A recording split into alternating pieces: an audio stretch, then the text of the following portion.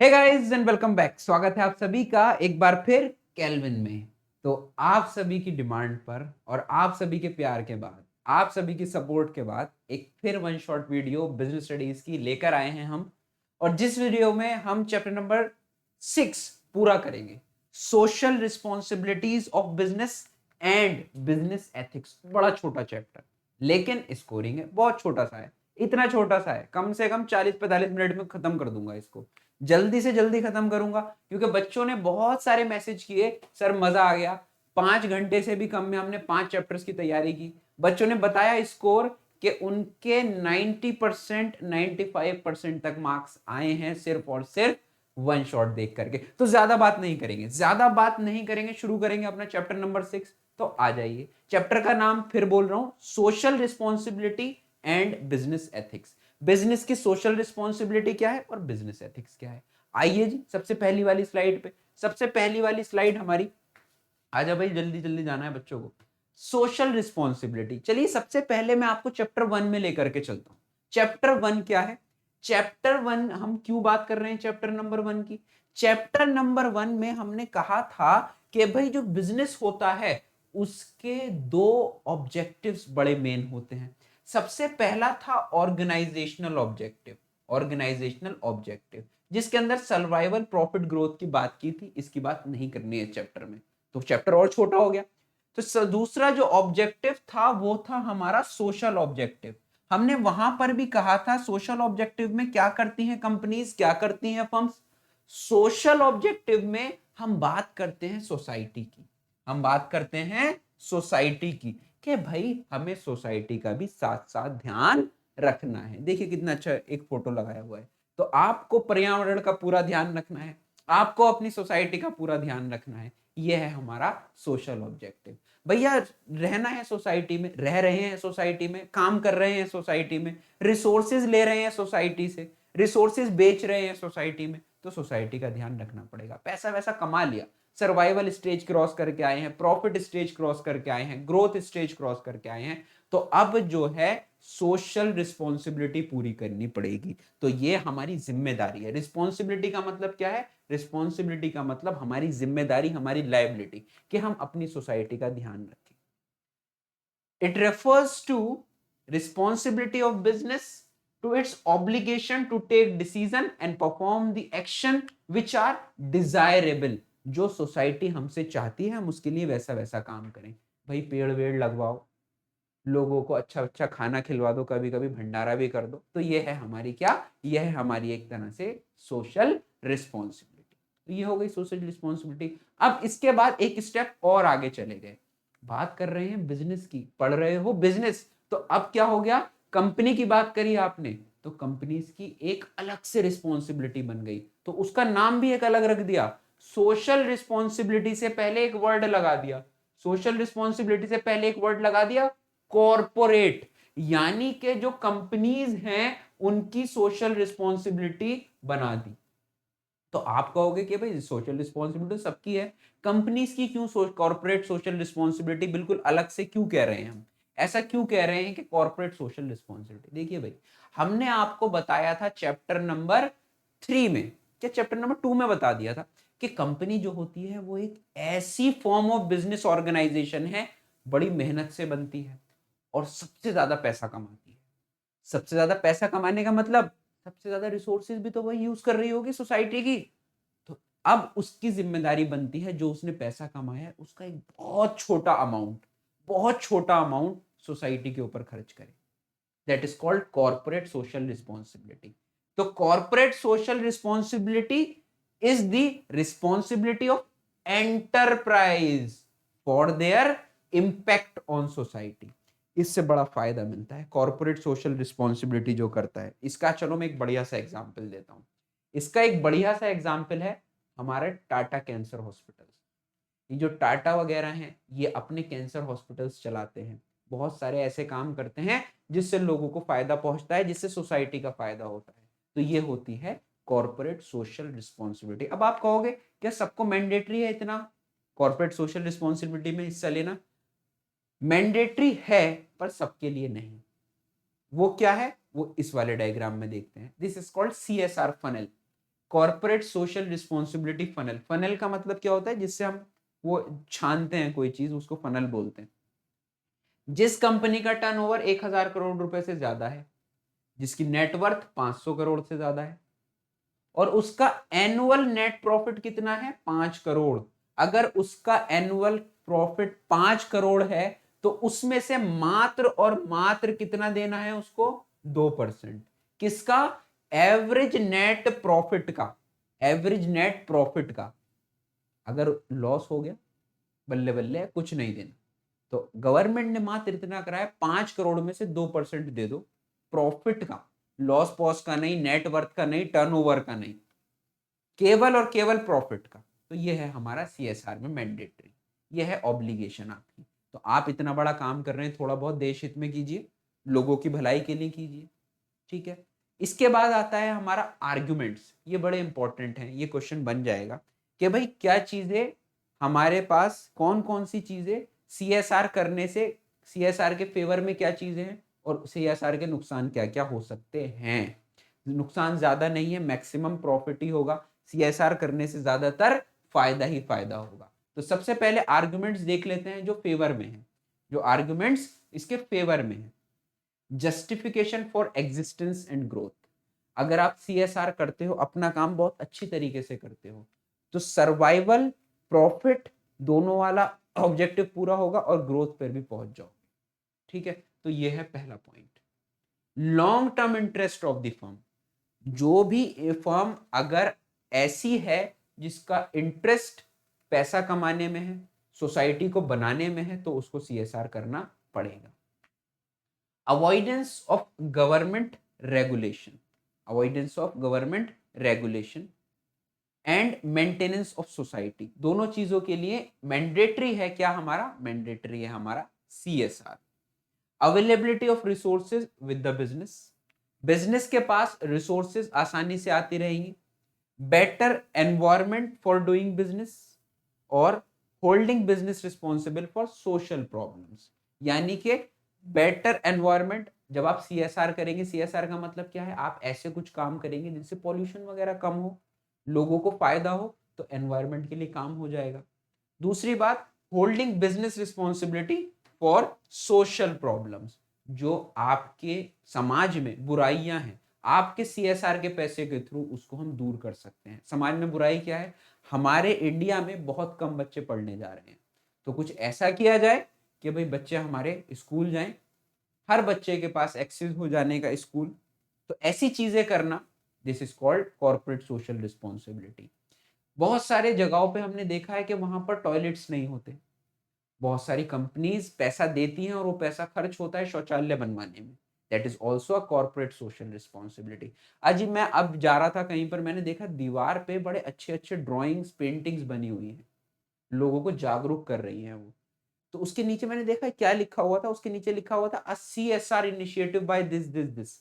यानी कि लोग, ये भी एक तरह का सीएसआर है कि आप बड़ी अच्छी वॉल को बनाएं और उसके ऊपर ऐसे स्लोगन्स लिखें जो लोगों को मोटिवेट करें, तो ये भी एक तरह का सीएसआर होता है। लोगों को आप अवेयर करें चीजों के बारे में, तो ये भी एक तरह का सीएसआर होता है, ठीक है। दूसरी बात, आर्ग्यूमेंट अगेंस्ट सोशल रिस्पॉन्सिबिलिटी। कुछ लोग कहते हैं कि सोशल रिस्पॉन्सिबिलिटी करने से ये चीजें होती हैं। Violation of profit maximisation objective, profit maximisation objective का वॉयलेशन है। ये कहते हैं कि हमारा ऑब्जेक्टिव है प्रॉफिट बढ़ाना, लेकिन अगर हम सीएसआर के लिए पैसा दे देंगे तो हमारा प्रॉफिट कैसा हो जाएगा, कम हो जाएगा। बर्डन ऑन कंज्यूमर्स, लोग ये मानते हैं कि अल्टीमेट बर्डन किसके ऊपर आता है, कंज्यूमर के ऊपर। देखिए, अगर आप कोई चीज 100 रुपए की लेके आ रहे हैं और उस पर अगर आपने 10 पैसे दे दिए, तो मैं मानता हूं कि हमारे ऊपर बर्डन नहीं है। आप चीज यूज कर रहे हैं, चीज को यूज करके उसके रैपर्स फेंक रहे हैं, रैपर इधर आधर कर रहे हैं, तो आप कम से कम इतना पैसा दीजिए जो आपने रिसोर्स, हमारा मानना यह है जो हम रिसोर्स यूज कर रहे हैं, उस रिसोर्स यूज करने के बदले सोसाइटी को कुछ ना कुछ देना चाहिए। We are living in a society, we are making money from the society, we are taking the resources from the society, we are selling the goods in the society, so it's our moral duty to return something back to our society। तो आप थोड़ा बहुत contribute कर सकते हैं। Lack of social skills and lack of broad public support, ये बात बिल्कुल ठीक है। हम बात तो बहुत ज्यादा करते हैं, किसकी? हम बहुत ज्यादा बात करते हैं कि भाई हमारा देश अच्छा होना चाहिए, हमारी समाज अच्छा होना चाहिए, सोसाइटी अच्छी होनी चाहिए, कोई भी क्राइम श्राइम नहीं होना चाहिए। बट अभी किसी से 20 रुपए मांग लो, लाओ देश हित में 20 रुपए दे दो, तो भी फौरन पीछे भाग जाते हैं। ठीक, तो ये हमारे पास जो पब्लिक का सपोर्ट है इंडिया में खास करके, और इंडिया में क्या मैं कहूँगा जो भी डेवलपिंग कंट्रीज हैं उसमें यही हाल है। तो अगर हम लोग, आप भी और हम भी करें कि अगर हम भी कोई एंटरप्राइज बनाएंगे तो कुछ ना कुछ हम सोशल रिस्पॉन्सिबिलिटी रखेंगे। अगर आप कुछ भी काम नहीं करते हैं, इवन जॉब करते हैं, तो मैं तो ये कहता हूं तब भी सोशल रिस्पॉन्सिबिलिटी निभाइए, एक अच्छे नागरिक बनिए। कैसे भाई? आप जा रहे हैं, अपना कूड़ा अपने बैग में रख लो, जाओ डस्टबिन तब दिखे डस्टबिन तब फेंक दो। तो ये भी एक तरह की रिस्पॉन्सिबिलिटी है, एक तरह की सोशल रिस्पॉन्सिबिलिटी है। आप पब्लिक इंटरेस्ट में ये वाला काम कीजिए, तो ये भी एक तरह की सोशल रिस्पॉन्सिबिलिटी है। तो आप ये ना सोचे कोई भी कि अगर मेरा कोई एंटरप्राइज नहीं है तो मैं बच गया सोशल रिस्पॉन्सिबिलिटी से। नहीं, सोशल रिस्पॉन्सिबिलिटी सबकी है, अपने समाज को अच्छा बनाना है। ठीक है, तो ये लेसन कम और ये मॉरल लेसन ज्यादा है हमारा, ये जो यूनिट है हमारी चैप्टर नंबर 6। ठीक है जी। Social responsibility of business towards different group. Social responsibility क्यों करनी है? देखिए जी, एक वर्ड होता है स्टेक होल्डर्स। क्या वर्ड होता है? Stake holders. स्टेक होल्डर्स वो लोग होते हैं जो कहीं ना कहीं आपकी कंपनी से रिलेटेड होते हैं, यानी कि आपके प्रॉफिट एंड लॉस से इन लोगों पे ऊपर इफेक्ट पड़ सकता है। तो उनके लिए कॉर्पोरेट सोशल रिस्पॉन्सिबिलिटी आपको करनी चाहिए और करते ही हैं हम। सबसे पहला शेयर होल्डर्स। शेयर होल्डर्स तो डायरेक्टली रिलेटेड है, ये ओनर है कंपनी का। अगर कोई भी डिसीजन गलत होता है, लॉस होता है, तो बेचारा इसकी लायबिलिटी होती है वो। दूसरी बात वर्कर्स। भाई जो लोग काम कर रहे हैं, अगर आप कुछ ऐसा काम कर देते हो, खराब काम कर देते हो कि आपकी कंपनी को बंद कर दिया जाता है कोर्ट के द्वारा, तो वर्कर्स का नुकसान। बहुत अच्छा काम करोगे तो इनका फायदा। कंज्यूमर्स, जो आपसे सामान खरीद रहे हैं, आपसे सामान खरीदा, आपने 10 साल की गारंटी दे रखी है, 2 साल में कंपनी बंद हो गई, तो आपको अच्छा काम करना पड़ेगा। सोशल रिस्पॉन्सिबिलिटी से सबसे अच्छी बात यह है आपकी गुडविल जनरेट होती है। और गुडविल एक ऐसा फल है जो किसी दुकान पे नहीं मिलता, आपको खुद जनरेट करना होगा। आपको खुद जनरेट करना होगा, मेहनत से जनरेट करना होगा। विराट कोहली है, विराट कोहली के पास बड़ी अच्छी गुडविल है। सचिन तेंदुलकर, बहुत अच्छी गुडविल है उनके पास। इन सब लोगों के पास गुडविल है, इन्होंने कैसे जनरेट की है? मेहनत से जनरेट की है। ऐसे ही कंपनी जब सीएसआर करता है तो उसकी गुडविल जनरेट होती है। आज हम टाटा को बार बार याद क्यों करते हैं? टाटा हमारे जबान पे क्यों रहता है? क्योंकि वो बहुत ज्यादा अपना पैसा चैरिटी में लगाते हैं, वो बहुत ज्यादा फिलेंथ्रोपी करते हैं, फिलेंथ्रोपिस्ट हैं वो लोग। वो लोग क्या है? वो इंडस्ट्रियलिस्ट के साथ साथ फिलेंथ्रोपिस्ट हैं। वो सारा पैसा अपना बहुत एक बड़ा अमाउंट वो लगाते हैं अपना चैरिटी के अंदर, कॉर्पोरेट सोशल रिस्पॉन्सिबिलिटी के अंदर, जिससे हर जगह आपको टाटा टाटा ही दिखता है। तो उस वजह से उनकी गुडविल बहुत बढ़ गई है। अगर वो एक शेयर निकालेंगे अपना और कहेंगे ये शेयर जो है 50,000 रुपए का है, लोग तब भी उनके शेयर्स को खरीदेंगे। उनकी गुडविल ऐसी है। चौथा होता है हमारी गवर्नमेंट। गवर्नमेंट, आप कहोगे गवर्नमेंट को क्या मतलब हमारी कंपनी से? भाई मतलब है, आप जो होते हैं टैक्स भरते हैं, और जो कंपनीज होती है अपनी इनकम का 30% टैक्स देती है। हम और आप तो मात्र 10-10 और 5-5% में छूट जाते हैं, ये 30-30% टैक्स देती है। और कंपनीज जो होती हैं, जो एंटरप्राइज होते हैं, वो नेशन की बैकबोन होते हैं। पूरा नेशन उनसे चल रहा है, उनके टैक्स देने से चल रहा है। और लास्ट है हमारी कम्युनिटी। कम्युनिटी बेसिकली यहाँ पर क्या है? ये हमारी सोसाइटी, जिस जगह पर हम, जो हमारा इकोसिस्टम है, जहां पर हम ऑपरेट कर रहे हैं, उसके आसपास का जो है वो सब है हमारी कम्युनिटी। तो वो भी बहुत इफेक्ट करते हैं। अगर आप कुछ अच्छा काम करते हैं, अगर आप किसी ऐसी जगह पे अपना काम कर रहे हैं, तो वहां की जितनी भी आपकी विसिनिटी है, लोकेलिटी है, वहां पे असर पड़ता है। उन लोगों के ऊपर, रहने वालों के ऊपर, उन सब के ऊपर असर पड़ता है। ठीक है। नेक्स्ट आता है role of business in environmental protection. अब देखिए, यहां पर एक बात मैं बता दूं। सबसे पहली बात क्या है? सबसे पहली बात यह है रिसोर्सेस। रिसोर्सेज आप लेते हैं, रिसोर्सेज लेते हैं, यूज करते हैं, जिसकी वजह से पोल्यूशन होता है। तो सबसे ज्यादा, सबसे मेन काम जो भी होता है किसी भी सीएसआर के थ्रू, हम कोशिश करते हैं कि हमारा जो वो हमने पॉल्यूशन क्रिएट किया है, सबसे पहले तो कम से कम क्रिएट हो, और क्रिएट हो गया है तो उसका डिस्पोजिशन बहुत अच्छे से हो। तो क्वालिटी ऑफ लाइफ है वो तभी बेहतर होगी जब हमारा पॉल्यूशन कंट्रोल होगा। पॉल्यूशन कंट्रोल होगा। पॉल्यूशन बहुत तरीके का होता है, air pollution, water pollution, sound pollution. तो हमें हर कोशिश करनी होती है कि हम पॉल्यूशन कम से कम क्रिएट करें। ठीक है भाई, चलिए ये कुछ स्लाइड है। The quality of environment is diminishing at a very fast rate due to various business activities. बिल्कुल ठीक बात। The environmental protection is possible through control on pollution. हमें कंट्रोल पॉल्यूशन पे थोड़ी लगाम लगानी होगी। अब देखो जी, मेरे हिसाब से बहुत देर हो चुकी है, ऐसा तो नहीं है कि कल को ही लगाम लग जाए, बट हाँ कंट्रोल थोड़ा बहुत कर सकते हैं। कोशिश करें ऐसी चीज का उत्पादन करने की जिससे पॉल्यूशन कम से कम, वो चीजें ना करें जिससे पॉल्यूशन हो, और हो रहा है तो उसको कम से कम करो, और हो चुका है तो उसको खत्म करने की अब कोशिश करो। इसको ठीक कैसे किया जाए, तो CSR के थ्रू होता है। वाटर पॉल्यूशन होता है, एयर पॉल्यूशन होता है, लैंड पॉल्यूशन, नॉइज पॉल्यूशन। इसके बारे में बिल्कुल टाइम वेस्ट नहीं करूंगा, बचपन से पढ़ते हुए आ रहे हो इनके बारे में, और बहुत ज्यादा इसके बारे में पूछेगा भी नहीं, बस ये पूछ लेगा कॉजेज क्या है। पॉल्यूशन कंट्रोल क्यों जरूरी है? हेल्थ हजार्ड, अपनी स्वास्थ्य को ठीक रखने के लिए, लाइबिलिटी कम करने के लिए, पैसा बचाने के लिए। जितना ज्यादा अगर आप पॉल्यूशन करोगे उतना ज्यादा आपकी क्वालिटी ऑफ लाइफ डिक्रीज होगी, क्वालिटी ऑफ एनवायरनमेंट खराब होगा, क्वालिटी ऑफ सराउंडिंग खराब हो जाएगी। और अगर आपने पॉल्यूशन कंट्रोल किया, आपकी पब्लिक में इमेज बहुत अच्छी हो जाएगी। फिर वही वाली बात आ जाती है, आपकी गुडविल। और लास्ट है अदर सोशल बेनिफिट्स। सोसाइटी के लिए कुछ भी काम करने का मतलब, आपने कोई ऐसा प्रोडक्ट बना रहे हो जो इको फ्रेंडली है, लोग खरीदेंगे। और आजकल ये देखा गया है, एक सर्वे में भी हमने कई बार ये पढ़ा है कि जो चीजें इको फ्रेंडली हैं वो जल्दी लोगों को अट्रैक्ट करती हैं, क्योंकि आज का जो ट्रेंड है, लोग बड़े हेल्थ कॉन्शियस। तो जो ट्रेंड कह रहा है कि जो हेल्दी चीजें हैं, इको फ्रेंडली चीजें हैं, अगर उसकी कॉस्ट ज्यादा भी है तो भी लोग उसको खरीद रहे हैं।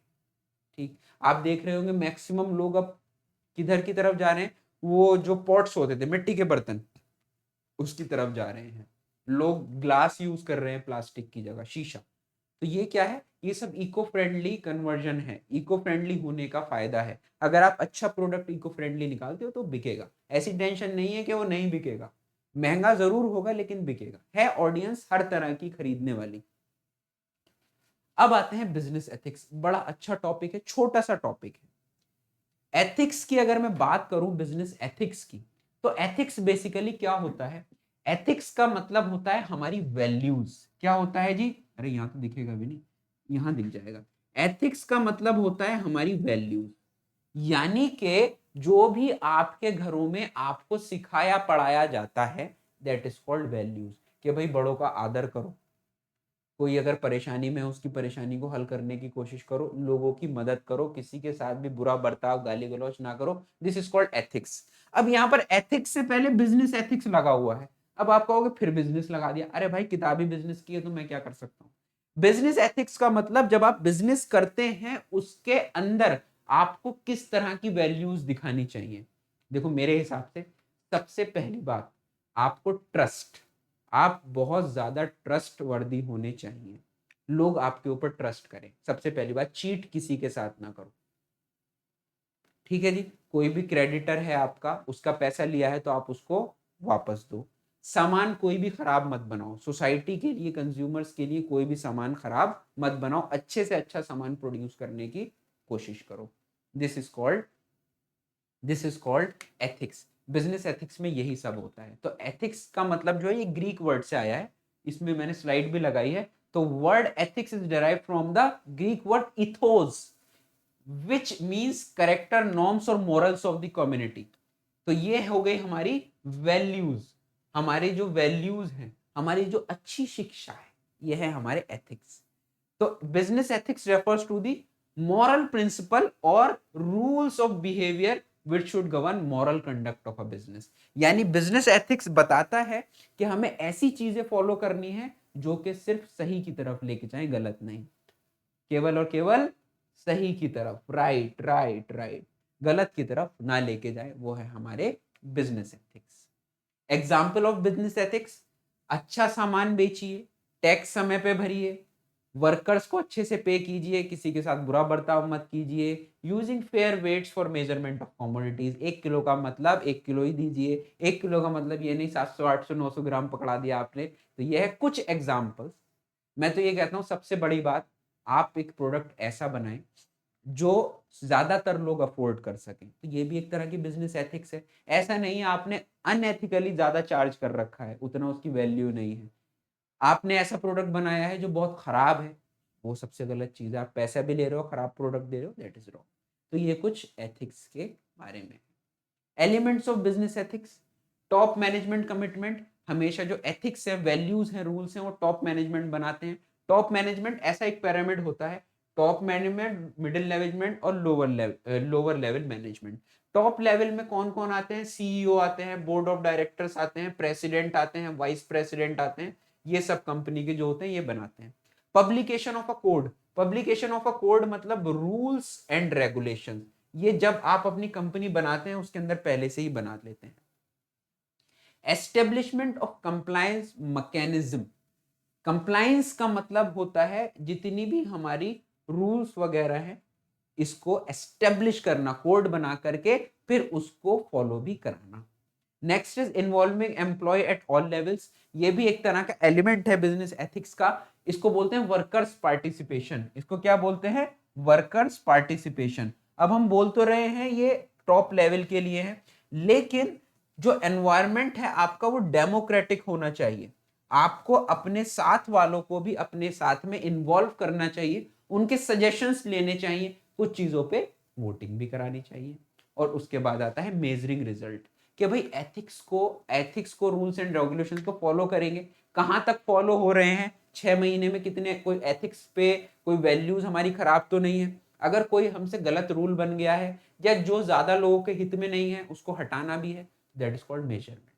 ठीक है, तो ये हुआ हमारा आज का बड़ा छोटा सा बड़ा प्यारा सा चैप्टर। तो यहां पर चैप्टर नंबर 6 का वन शॉट बहुत कम समय में हमने करा दिया। भाई हम देखो कम से कम समय में करा रहे हैं, इसी वजह से आपसे एक रिक्वेस्ट है, वीडियो को लाइक सब्सक्राइब शेयर जरूर करें, चैनल को सब्सक्राइब करें, वीडियो को नहीं। ठीक है, तो आप जो है ये वाला काम करें। दूसरी बात, शेयर प्लीज जरूर करें। शेयर बच्चे नहीं करते हैं तो इस वजह से दूसरे लोगों का नुकसान होता है। Sharing is caring. कैल्विन एक भरोसा है, इसी भरोसे की वजह से आप लोग हमारे वन शॉट्स को खूब प्यार दे रहे हैं, खूब देख रहे हैं। अपने दोस्तों को भी दिखाइए और उनको बताइए what type of teaching is given in the Calvin, what quality of teaching is given in the Calvin. Calvin एक भरोसा है। इसी टैगलाइन के साथ मैं आपसे लेता हूं बाय बाय, गुड बाय, अलविदा। मिलते हैं अपने नेक्स्ट वन शॉट में। जुड़े रहिए, मुस्कुराते रहिए, हंसते रहिए, बने रहिए कैल्विन के साथ। धन्यवाद।